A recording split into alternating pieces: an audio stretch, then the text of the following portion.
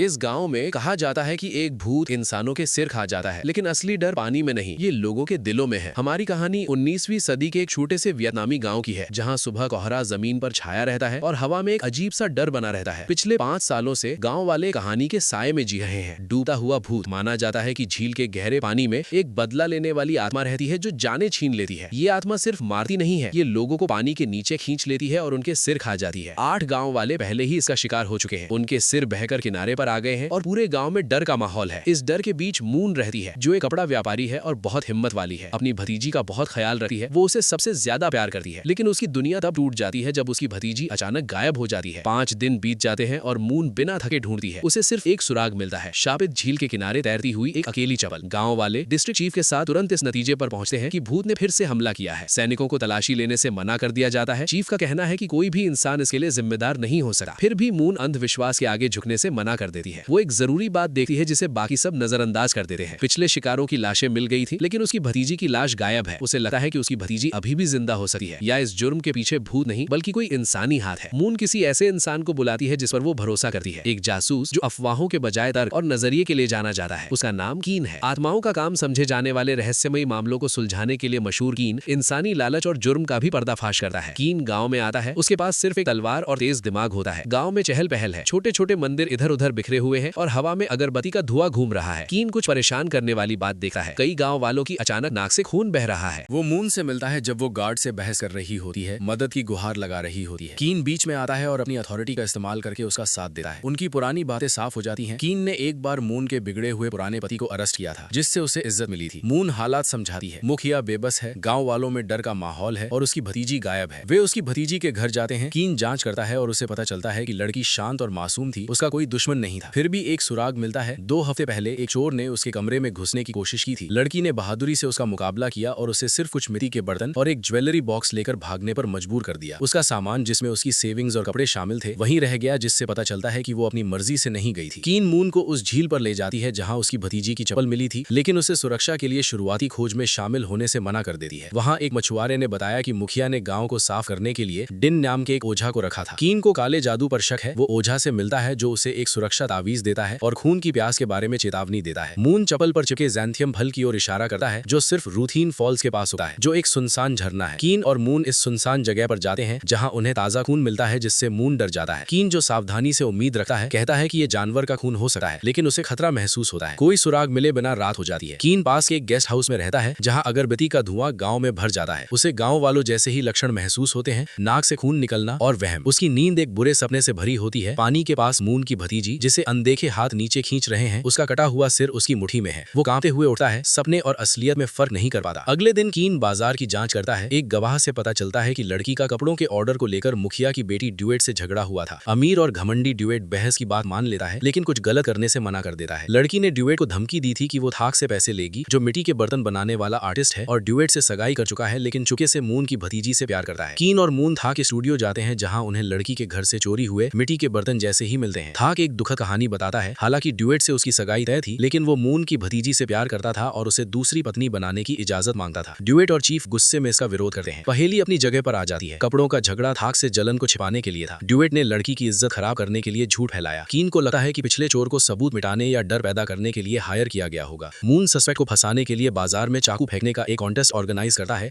जिससे डोंग का पता चल जाता है, जो एक बदनाम चोर है और उसके हाथ में चोट लगी है। डोंग चोरी करना मान लेता है, लेकिन लड़की को नुकसान नहीं पहुंचाता। वो बताता है कि उसने ट्विग को, जो चीफ की बेटी है, लड़की के गायब होने की रात उसके पिता के घर पर देखा था। कीन चीफ की पत्नी लेडी वोंग और ट्विग से भिड़ता है, जो दबाव में टूट जाते हैं। ट्विग मान लेता है कि उसने लड़की को धक्का दिया था।